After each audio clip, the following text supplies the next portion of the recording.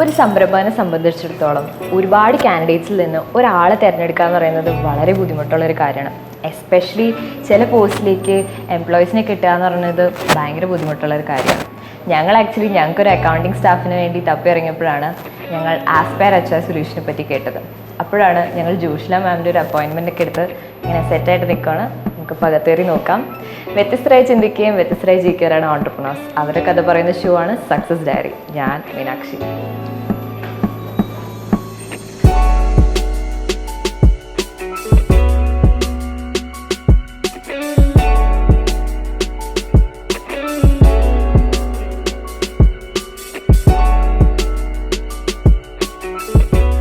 നമ്മൾ നേരത്തെ ഒരു റിക്വയർമെൻറ്റ് പറഞ്ഞിട്ടുണ്ടായിരുന്നു, ഒരു അക്കൗണ്ടൻറ്റ് സ്റ്റാഫിനെയാണ് വേണമെന്ന് പറഞ്ഞത്. ഇപ്പോൾ 2 വർഷത്തെ എക്സ്പീരിയൻസ് ഒക്കെ ഉണ്ടെന്നുണ്ടെങ്കിൽ നല്ലതായിരുന്നു. അപ്പോൾ അതിൻ്റെ പ്രോസസ്സും കാര്യങ്ങളൊക്കെ എങ്ങനെയാണ് വരുന്നത്? അക്കൗണ്ടൻറ്റുമാർ നമുക്ക് തരാവുന്നതേ ഉള്ളൂ. ധാരാളം ഡേറ്റാബേസ് നമ്മളതിലുണ്ട്. പിന്നെ ഞങ്ങൾക്ക് ഒന്നില്ലെങ്കിൽ മെയിലായിട്ട് സെൻഡ് ചെയ്യണം റിക്വയർമെൻറ്റ്, അല്ലെങ്കിൽ നമുക്കൊരു ഫോം ഉണ്ട്. ഈ ഫോം ഒന്ന് ഫില്ല് ചെയ്ത് തരണം. മെയിൽ അയച്ചാലും മതി. കമ്പനിയുടെ ID തന്നെ നമുക്ക് മെയിൽ അയക്കണം. കാരണം ഇത് എന്തിനാന്ന് വെച്ച് കഴിഞ്ഞാൽ ഞങ്ങളുടെ ഓൾ കേരള നമുക്ക് റിക്രൂട്ടേഴ്സ് ഉണ്ട്. അപ്പോൾ അവർക്ക് നമുക്കിത് എല്ലാവർക്കും ഒരേപോലെ തന്നെ അങ്ങ് സെൻഡ് ചെയ്യാൻ വേണ്ടിയിട്ട് ക്ലയൻറ്റിൽ നിന്ന് വരുന്ന മെയിലാണ് നമ്മൾ ഇവർക്ക് അയച്ചു കൊടുക്കുന്നത്. ഇപ്പോൾ 2 years ചോദിച്ചു എക്സ്പീരിയൻസ്. അപ്പോൾ ഒരു 5 years ആവരുത്, 6 years ആവരുത്, 1 year ആവരുത്, ഫ്രഷർ ആവരുത്. 2 years തന്നെ ഇവർ സോഴ്സ് ചെയ്ത് എടുത്തു തരും. നമുക്ക് എത്ര ദിവസത്തിനുള്ളിൽ നമുക്ക് ഇൻ്റർവ്യൂ കണ്ടക്ട് ചെയ്യാൻ പറ്റും? നമ്മൾ ഈ ഫോം ഫില്ല് ചെയ്ത് അത് കിട്ടിയതിന് ശേഷം നമ്മൾ ഒരു എഗ്രിമെൻറ്റ് വയ്ക്കും ക്ലയൻറ്റുമായിട്ട്. കമ്പനി പേയ്മെൻ്റ് ആണ് എക്സ്പീരിയൻസ്ഡ് ആയിട്ടുള്ള കാൻഡിഡേറ്റ്സിനെ സോഴ്സ് ചെയ്യുന്നത് നമ്മൾ ചെയ്യുന്നത്. പിന്നെ ഫ്രഷേഴ്സിന് നമ്മൾ 50-50 ചെയ്ത് കൊടുക്കാറുണ്ട്.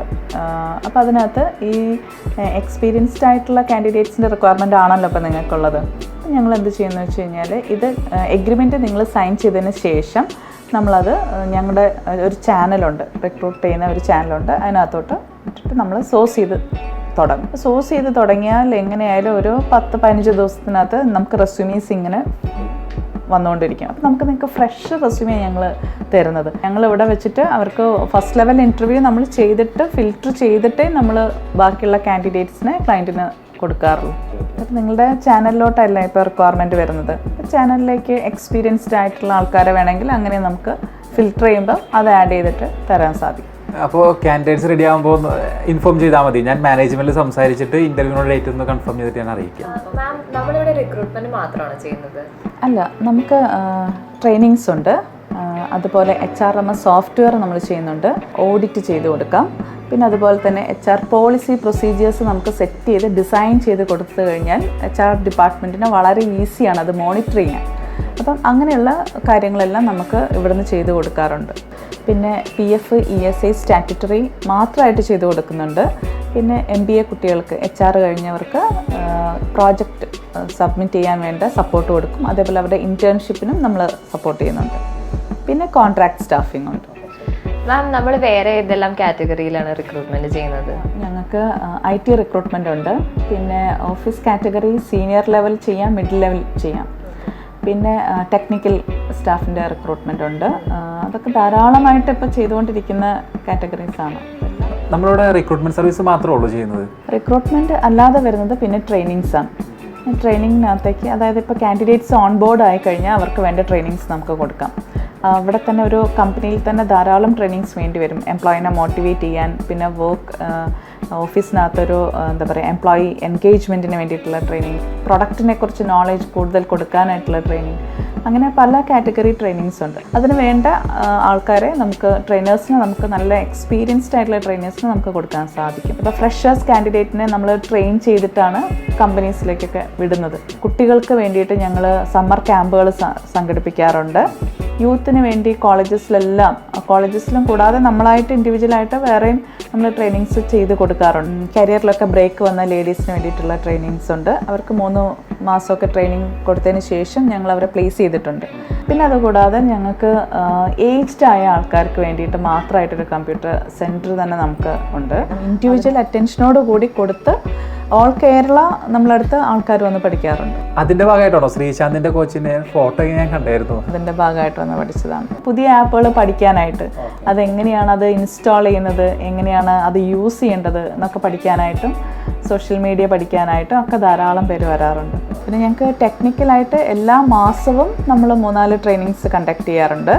അതിനകത്ത് റിക്രൂട്ട്മെൻറ്റ് എങ്ങനെയാണ് ചെയ്യുന്നത് എന്നുള്ളത് കുറേ സ്ത്രീകൾക്ക് വീട്ടിലിരുന്ന് ചെയ്യാൻ പറ്റിയൊരു ജോലിയും കൂടിയാണത്. അപ്പം അതിനുള്ള ക്ലാസ്സുകൾ കൊടുക്കാറുണ്ട്. മാം, നമ്മളിപ്പോൾ കുറേ കോർപ്പറേറ്റ്സ് ആയിട്ട് അസോസിയേറ്റഡ് ആണല്ലോ. ഇപ്പോൾ വരുന്ന പുതിയ MBA ഫ്രഷേഴ്സിന് അവർക്കുള്ള ജോബ് ഓപ്പർച്യൂണിറ്റി എന്തൊക്കെയാണ്?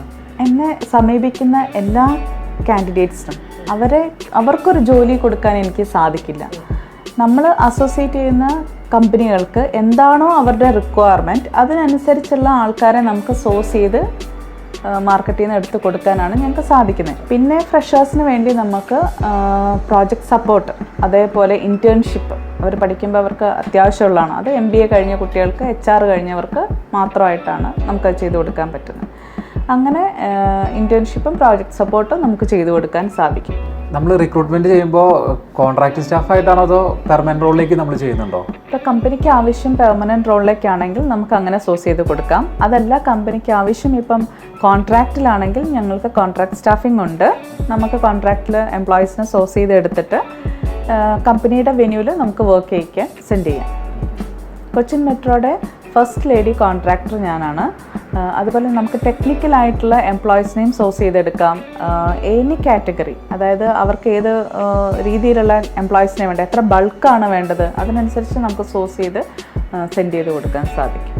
നിങ്ങൾ എങ്ങനെയാണ് കാൻഡിഡേറ്റ്സിൻ്റെ ഒക്കെ കണ്ടെത്തുന്നത്? ഈ ജോബ് ഫെയർ ഒക്കെ നടത്താറുണ്ടോ? ഞങ്ങൾ ഒരു വർഷത്തിൽ ഒരു 10-14 ജോബ് ഫെയർസിൽ പങ്കെടുക്കാറുണ്ട്. കഴിഞ്ഞ വർഷത്തിൽ പങ്കെടുത്ത ഒരു ജോബ് ഫെയറിലൊന്നാണിത്. പിന്നെ അതെല്ലാം നമ്മൾ ഓരോരോ ജില്ലകളിലായിട്ട് ജോബ് ഫെയറിൽ പങ്കെടുത്തതിൻ്റെ ഫോട്ടോസാണ്. പിന്നെ ഞങ്ങൾക്ക് ഈ വർഷം തൊട്ട് ഞങ്ങൾ ഓരോ ജോബ് ഫെയർ കണ്ടക്ട് ചെയ്യുന്നുണ്ട്. ഇനിയിപ്പോൾ വരുന്ന അടുത്ത മാസം 2 മാസം കഴിഞ്ഞിട്ട് തിരുവനന്തപുരത്തൊരു ജോബ് ഫെയർ ഉണ്ട്, അതിൽ നമ്മൾ അസോസിയേറ്റ് ചെയ്യുന്നുണ്ട്.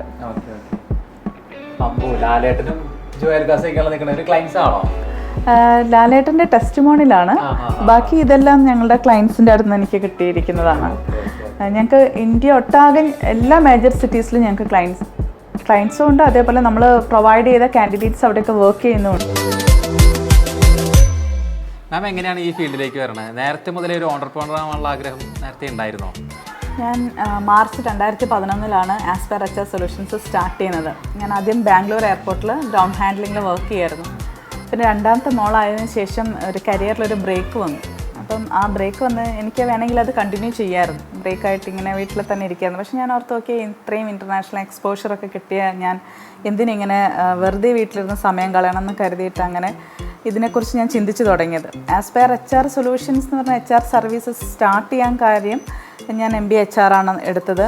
പിന്നെ ഈ എയർപോർട്ടിലൊക്കെ നമുക്ക് ഓരോ ഓപ്പർച്യൂണിറ്റി വരുമ്പോഴും നമ്മൾ തന്നെയാണ് റെഫർ ചെയ്ത ആൾക്കാരെ കയറ്റിക്കൊണ്ടിരിക്കുന്നത്. അപ്പോൾ ആ ഒരു എക്സ്പീരിയൻസ് ഒക്കെ എനിക്കിത് സ്റ്റാർട്ട് ചെയ്യുന്ന സമയത്ത് ഉണ്ടായിരുന്നുള്ളൂ.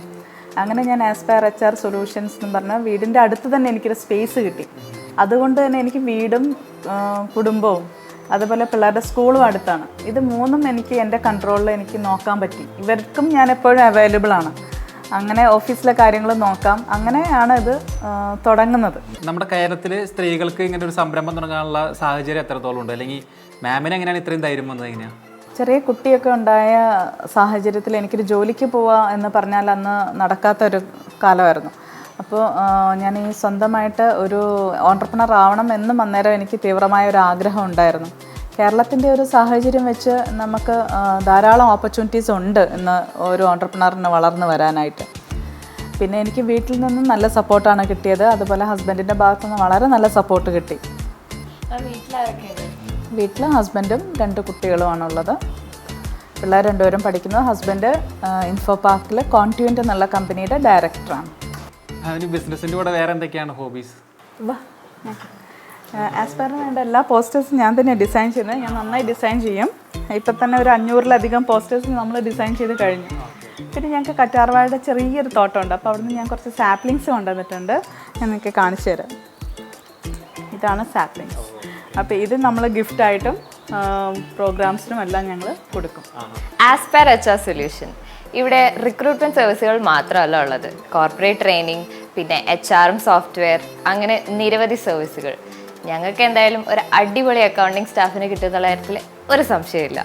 അപ്പോൾ അടുത്തൊരു സംരംഭനെ കാണുന്നതായിരിക്കും. It's bye from me, Meenakshi.